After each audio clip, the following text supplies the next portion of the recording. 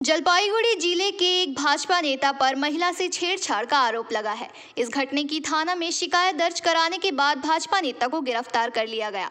Mainaguri police ने गिरफ्तार भाजपा नेता को रविवार को अदालत भेज दिया।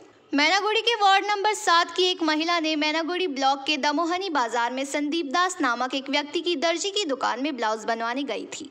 उल्लेखनीय है कि उस दर्जी दुकान के मालिक संजीव दास भाजपा पार्टी के दमोहनी एक क्षेत्र के संयोजक है। महिला का आरोप है कि नाप लेने के बहाने उसके साथ छेड़छाड़ की गई। इसके बाद जब वह पास के एक पार्लर में जाकर घटना के बारे में बताई और घर के लोगों को मामले की जानकारी दी तो स्थानीय लोगों ने वहां जाकर दुकान के मालिक को पकड़ा। फिर महिला और उसका पति मैनागुड़ी थाने गए और शिकायत दर्ज कराई। रविवार की सुबह टेलर दुकान मालिक को गिरफ्तार कर थाने लाया गया। पुलिस ने गिरफ्तार भाजपा नेता को रविवार को जलपाईगुड़ी जिला अदालत भेज दिया। हालांकि भाजपा ने दावा किया है कि यह घटना एक राजनीतिक साजिश थी। तृणमूल कांग्रेस ने आरोपों से इनकार किया है। तो আমাকে মাপটা দিয়ে যায়, মাপটা না হারিয়ে গেছে। তো বলছে ঠিক আছে দাদা নিয়ে নাও।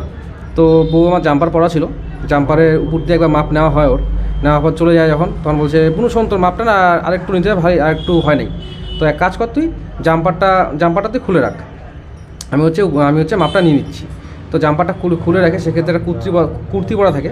বলছে না কোনো কুর্তিটা তুই একটুখানি নামিয়ে নে, একটু ঢিলা কর কুর্তিটা। ও ঢিলা করে কুর্তিটা, তো বা ওর হচ্ছে ওই যেই দোকানটার থেকে মাপ নেয় সেই দোকানটার সামনে কিছু ছিল না, তো ওকে উল্টো দিকে ঘুরিয়ে নেয় যাতে হচ্ছে বাইরের থেকে যাতে দেখতে না পারে ওকে, আর আমার বউ যাতে মুখটা কেউ দেখতে না পারে। সেক্ষেত্রে বা ওর যখন হচ্ছে আমার বউয়ের যখন মাপটা নেয় তখন হচ্ছে ওর হচ্ছে বুকের মধ্যে হাত দেয়, দেওয়াতে আমার বউ হচ্ছে ওকে ধাক্কা মারে সরিয়ে দেয়। দাদা তুমি এটা কী করলো, আমার সাথে খুব খারাপ কাজ করলো এটা আমার সাথে, তো বলে আমার বউ ওখান থেকে বার হয়ে যায়। বার হওয়ার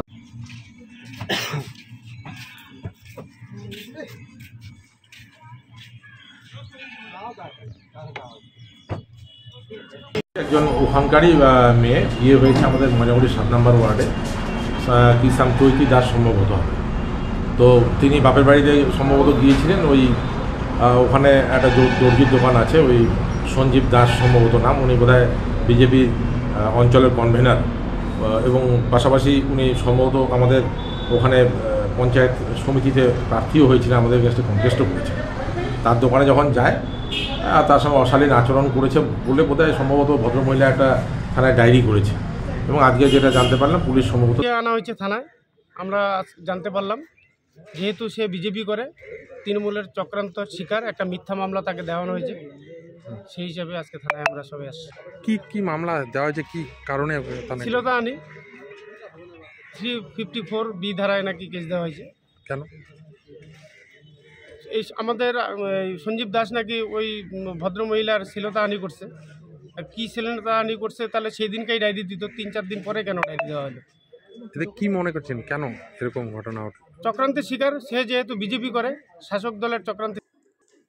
ব্যুরো রিপোর্ট, PVTV নিউজ।